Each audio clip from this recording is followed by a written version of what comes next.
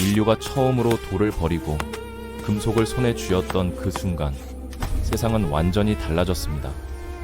지금 우리가 당연하게 사용하는 모든 문명의 도구들, 그 시작점에는 반짝이는 구리가 있었죠. 하지만 이 구리라는 금속이 인류 역사를 어떻게 뒤흔들었는지, 왜 하필 구리였는지 아는 사람은 많지 않습니다. 돌에서 금속으로의 전환, 이건 단순한 도구의 변화가 아니었어요. 인간이 자연을 지배하는 방식 자체가 바뀐 겁니다. 오늘은 문명의 기초를 세운 동기시대, 그 놀라운 이야기를 들려드리겠습니다.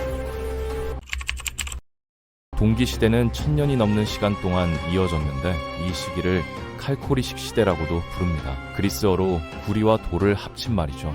왜 이런 이름이 붙었냐면 사람들이 여전히 돌 도구를 쓰면서 동시에 구리 도구도 사용했기 때문입니다. 돌기 시대와 청동기 시대 사이에 끼어있는 이 시기는 경계가 상당히 애매한데 구리와 청동이 한참 동안 같이 쓰였거든요.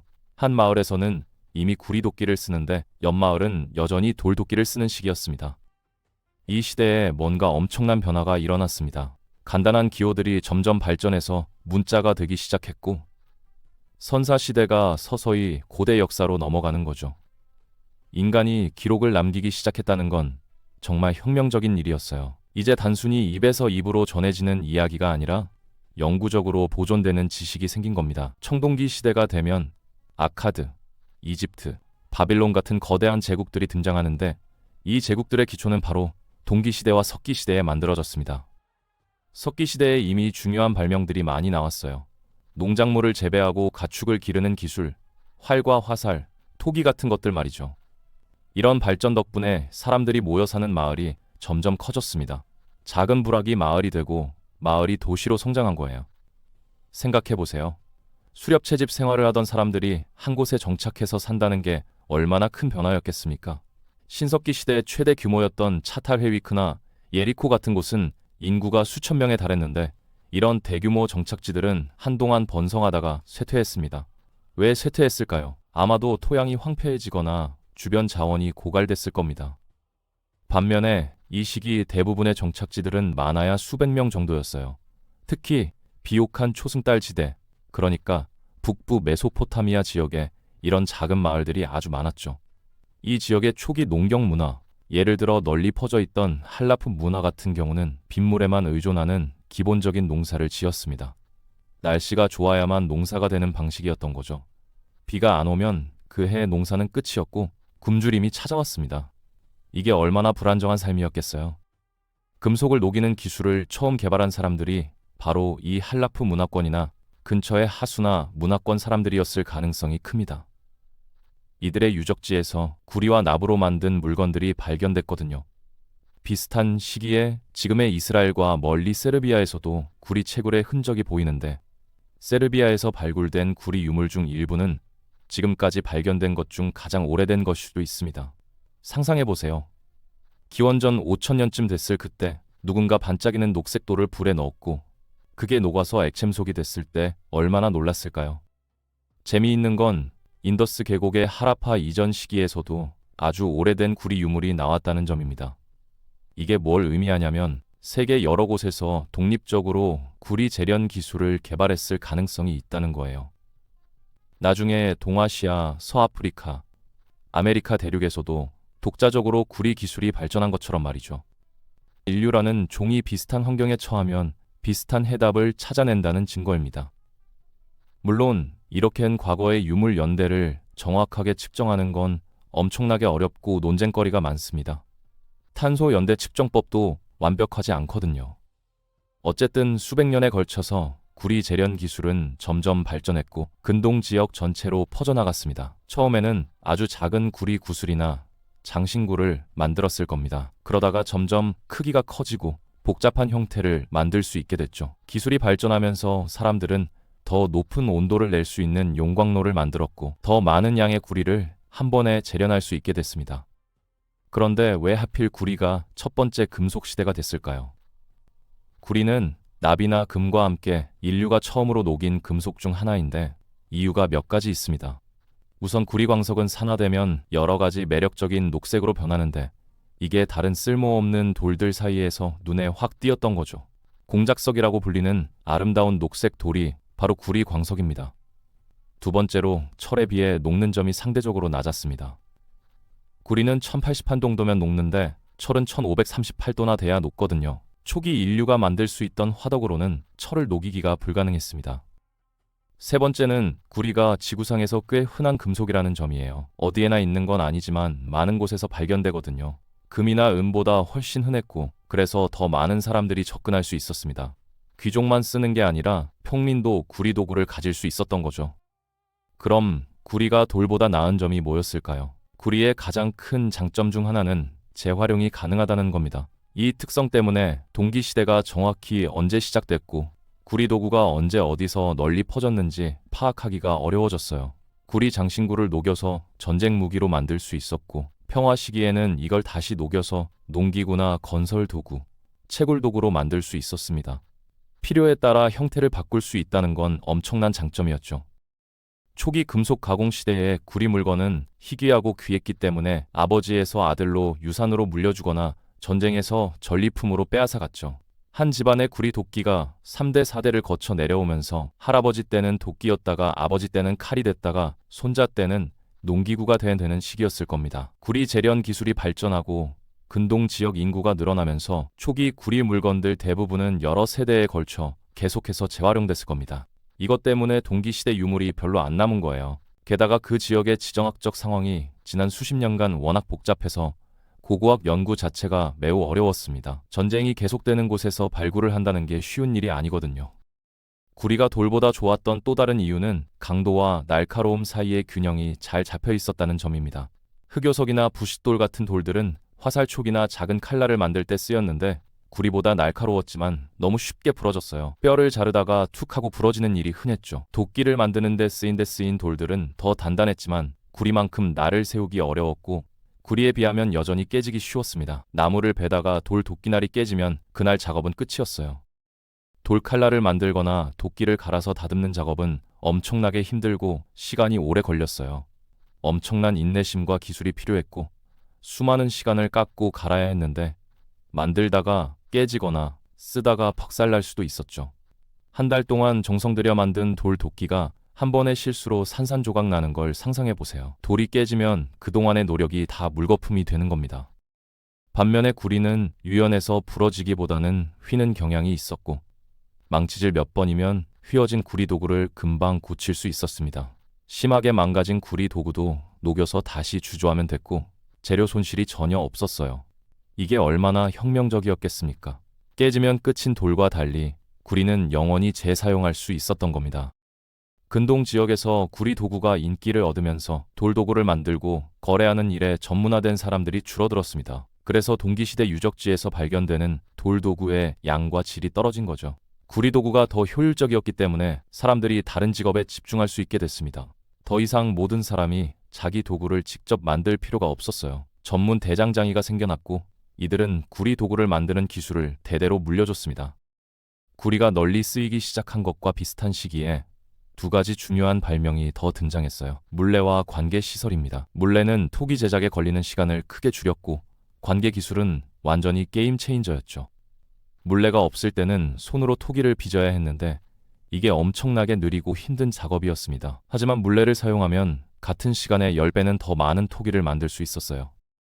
관계 이전에는 남부 메소포타미아에 사람이 거의 살지 않았습니다. 이 지역은 비가 거의 안 내렸고 티그리스 강과 유프라테스 강 하류의 습지는 농사짓기에 적합하지 않았거든요. 농사를 지을 수 있는 몇 안 되는 곳도 정기적으로 홍수가 났습니다. 강물이 범람하면 한 해 농사가 다 망가지는 거죠. 사람들은 예측 불가능한 강과 싸워야 했습니다. 그런데 관계 기술이 들어온 뒤로는 지구상에서 가장 인구 밀도가 높은 지역이 됐어요. 이게 정말 놀라운 변화입니다. 사람이 거의 살지 않던 불모지가 수만 명이 사는 대도시의 중심지가 된 겁니다. 할라프 남쪽의 사마라 문화에서 관계의 초기 흔적이 보이는데 이 기술이 남쪽의 우바이드 문화로 퍼졌습니다. 우바이드 사람들은 강을 통제하고 이전에는 쓸모없던 땅을 경작하는 능력을 완전히 마스터했죠. 운하를 파고 둑을 쌓아서 강물을 조절했습니다. 홍수 때는 물을 저장했다가 건조한 시기에 농경지로 보냈어요. 이런 수리시설을 만들고 관리하려면 엄청난 노동력과 조직이 필요했습니다. 수천 명이 협력해야만 가능한 일이었죠. 우바이드 인구는 폭발적으로 늘어났고 이주나 전쟁 혹은 평화적인 문화 교류를 통해 그들의 문화가 북부 메소포타미아의 오래된 문화들을 대체했습니다. 더 우수한 기술을 가진 문화가 결국 승리하는 겁니다. 우바이드 시기에 신전 행정센터를 중심으로 지배 계급의 징후가 나타나기 시작했어요. 증가하는 인구, 식량 비축, 제조품, 가축을 관리하는 일이 점점 복잡해졌고 기억력만으로는 모든 걸 추적할 수 없을 만큼 규모가 커진 겁니다. 상상해보세요. 수만 명의 사람들이 내는 세금, 저장된 곡식의 양, 가축의 숫자, 이 모든 걸 머리로만 기억한다는 게 불가능하잖아요. 메소포타미아의 동기시대 내내 점점 더 복잡한 점토 회계 토큰이 사용됐는데 초기 토큰은 다양한 모양과 크기의 의미 있는 표시가 새겨져 있었습니다. 이게 바로 문자의 시작이었어요. 나중에는 토큰에 상형 문자가 새겨졌어요. 이걸로 자원의 소유권을 표시했는데 예를 들어 어떤 토큰은 10마리의 염소나 양을 나타낸다고 믿어집니다.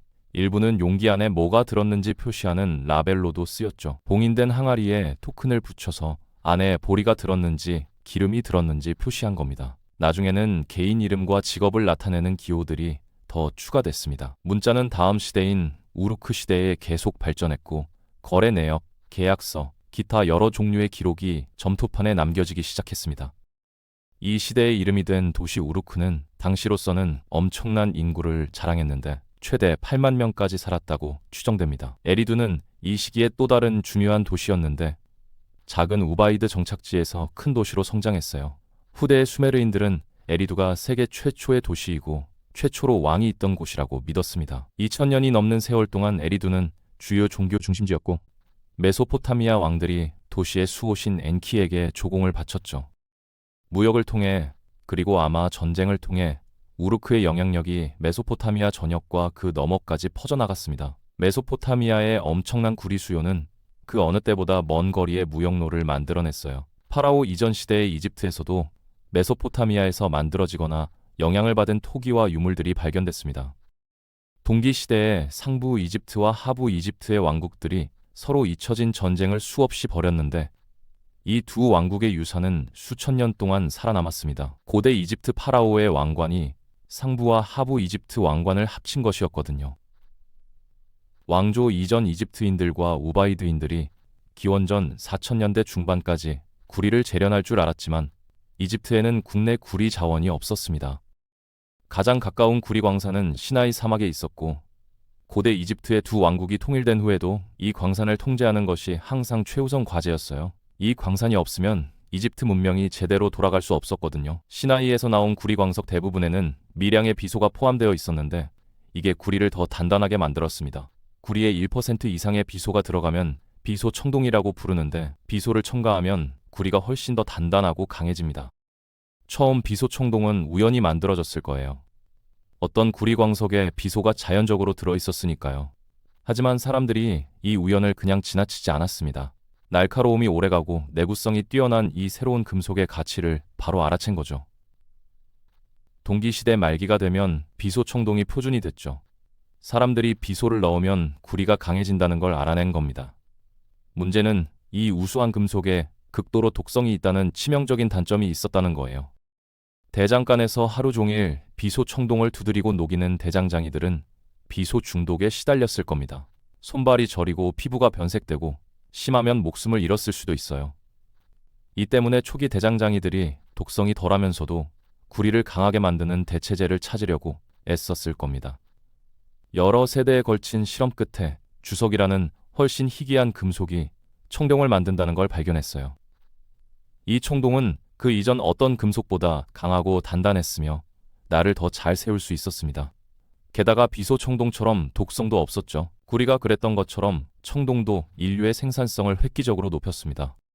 메소포타미아에서는 우루크 시대가 서서히 초기 수메르 왕조 시대로 넘어갔습니다. 여기서 중요한 점은 우바이드, 우루크, 수메르 시대 구분이 현대 학자들이 만든 개념이고 정확히 언제 시작하고 끝나는지 명확하지 않다는 거예요. 사람들마다 다른 정의를 쓰기도 하고요. 이런 시대 구분의 유용성은 매우 복잡한 이 시기를 구획화하고 이해하기 쉽게 만드는 데 있습니다. 실제 역사는 칼로 무자르듯 명확하게 나뉘지 않았을 겁니다. 수메르 시대에는 도시가 더 커졌고 왕들이 더 강력해졌으며 문자 체계가 더 발전했습니다. 역사적 사건들의 시간 순서를 훨씬 쉽게 정리할 수 있게 된 거죠. 길가메시 같은 전설적인 영웅들의 이야기가 점토판에 기록됐고 왕들의 업적이 문자로 남겨졌습니다. 수메르인들에게 동기시대는 신화와 전설의 시대가 됐어요. 왕들이 신과 함께 걸었고 엄청난 사건들이 문명을 탄생시킨 시대로 기억된 겁니다. 우리가 구석기나 신석기 시대를 먼 옛날로 느끼는 것처럼 수메르인들도 동기시대를 그렇게 느꼈을 겁니다. 청동 기술이 유라시아 전역으로 퍼져나가는 동안 고대 이집트는 몇 세기 더 동기시대에 머물렀습니다. 지리적 고립과 풍부한 구리 자원 덕분에 이집트는 자기만의 속도로 발전할 수 있었어요. 하지만 결국 이집트도 새로운 시대로 접어들었고 인류는 계속해서 발전해 나갔죠. 동기시대는 겉보기엔 짧은 과도기처럼 보일 수 있지만 이 시기가 없었다면 우리가 아는 문명도 존재하지 않았을 겁니다. 생각해보면 정말 놀라운 일입니다. 누군가 반짝이는 녹색 돌멩이를 발견해서 불에 넣었고 그게 인류 역사를 완전히 바꿔놓았어요.